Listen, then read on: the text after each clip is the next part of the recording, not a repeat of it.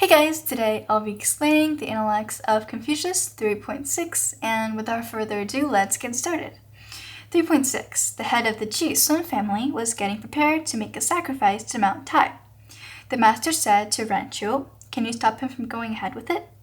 Ran Qiu said, "I cannot." The master said, "Alas, who would have thought that the spirit of Mount Tai would know less about the rites than Ling Fang?" So the Ji family, as we've talked about before, are always doing things that they're not in the position to do. For example, they had 8 rows of 8 dancers.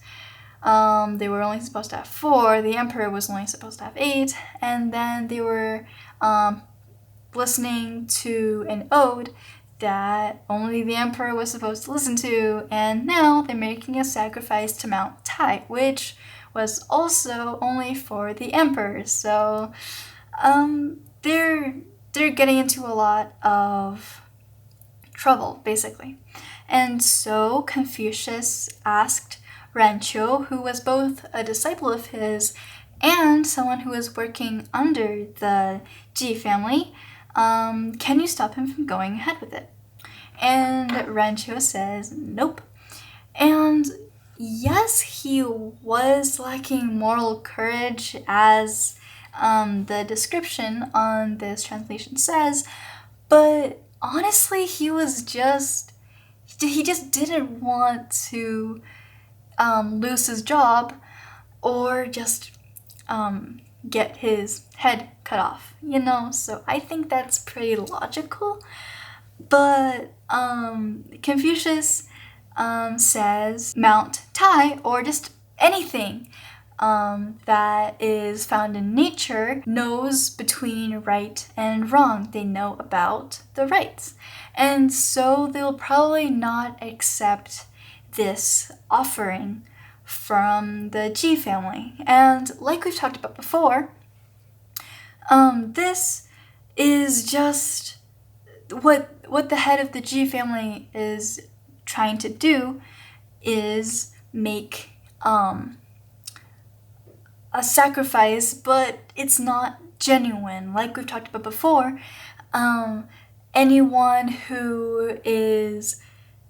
spirit who is not part of your family, who is not your ancestors, if you make a sacrifice to them, then that's considered unauthentic or something like that. And this is what the Ji family is doing, and he's not even supposed to, it's not even for him.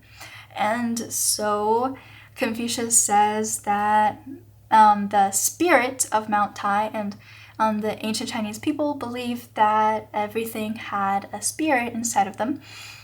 He thinks that Mount Tai would probably not accept this kind of offering. So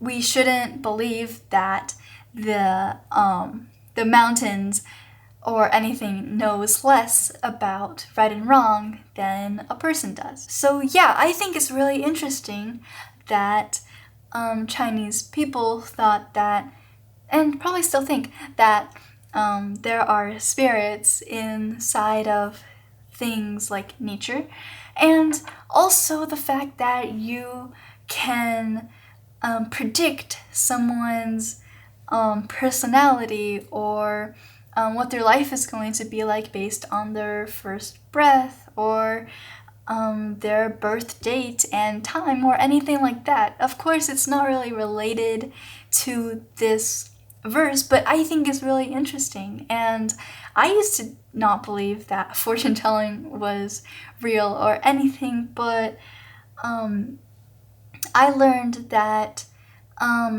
they can actually get your personality or what your life, or predict what your life is going to be like through just your birth date and your birth time and just simple arithmetic.